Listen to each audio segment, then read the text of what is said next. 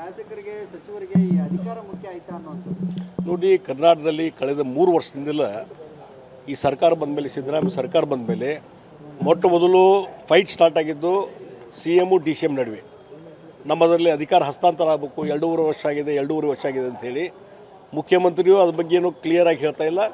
ಅಥವಾ DCM DK Shivakumar ಈಗ ಅವರು ಕಾಂಗ್ರೆಸ್ ಪಕ್ಷದ ಅಧ್ಯಕ್ಷರು.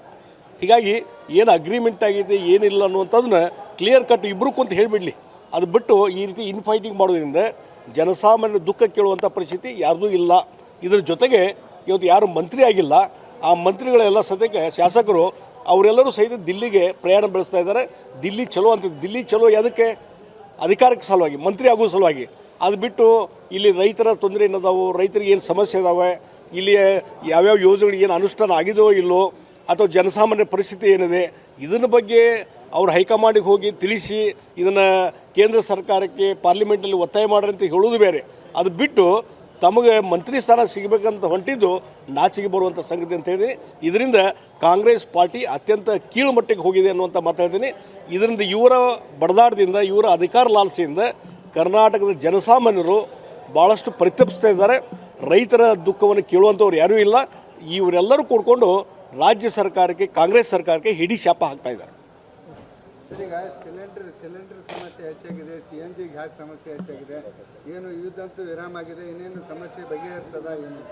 ನೋಡಿ, ಹಿಂದಿನೂ ಸಮಸ್ಯೆ ಇರಲಿಲ್ಲ. ಒಂದು ರಾಹುಲ್ ಗಾಂಧಿಯವರಿಗೆ, ಕಾಂಗ್ರೆಸ್ ಪಾರ್ಟಿಯವರಿಗೆ ಬಹುಶಃ ಅವ್ರದ್ದೇ ಸರ್ಕಾರ ಇದ್ದಿದ್ರೆ ಈ ರೀತಿ ಕಂಟ್ರೋಲ್ ನಿಯಂತ್ರಣ ಮಾಡಲಿಕ್ಕೆ ಸಾಧ್ಯ ಇರಲಿಲ್ಲ. ಇಡೀ ಜಗತ್ತೇ ಸಫರ್ ಆಗಿದೆ. ಇವತ್ತು ಬೇರೆ ಬೇರೆ ದೇಶದಲ್ಲಿ, ಯುರೋಪ್ ಕಂಟ್ರಿ ಇರ್ಬೋದು, ಆಫ್ರಿಕನ್ ಕಂಟ್ರಿ ಇರ್ಬೋದು, ಅಥವಾ ಲಂಡನ್ ಇರ್ಬೋದು, ಬೇರೆ ಬೇರೆ ರಾಷ್ಟ್ರಗಳಲ್ಲಿ ಇವತ್ತು ಪೆಟ್ರೋಲ್ ಡೀಸೆಲ್ ಬೆಲೆ ಎಷ್ಟು ಏರಿದೆ ಅನ್ನೋಂಥ ನೀವು ನೋಡ್ರಿ.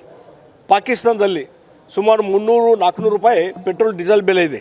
ಆದರೆ ಭಾರತ ದೇಶದಲ್ಲಿ ಅದು ಯಾವುದೇ ರೀತಿ ದರ ಏರಿಕೆ ಆಗದ ರೀತಿಯಲ್ಲಿ ನಿಯಂತ್ರಣ ಮಾಡುವಂಥದ್ದು ಒಂದು ಕಡೆ, ಮತ್ತು ಇನ್ನೊಂದು ಯಾವುದೇ ಕೊರತೆ ಆಗದ ರೀತಿಯಲ್ಲಿ ನಿರ್ವಹಣೆ ಮಾಡೋದು ನಮ್ಮ ದೇಶದ ನಾಯಕತ್ವ ವಹಿಸಿದ ನರೇಂದ್ರ ಮೋದಿಯವರು.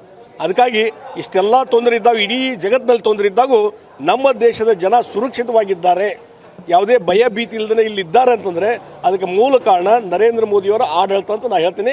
ಮತ್ತು ಎಲ್ಲೇ ಒಂದು ಸ್ವಲ್ಪ ಎಲ್ಲೇ ಕೊರತೆ ಆಗಿದ್ರು ಅದನ್ನು ಸರಿ ಮಾಡುವಂಥ ದಿಕ್ಕಿನಲ್ಲಿ ಎಲ್ಲ ಪ್ರಯತ್ನ ಮಾಡ್ತಾಯಿದೆ.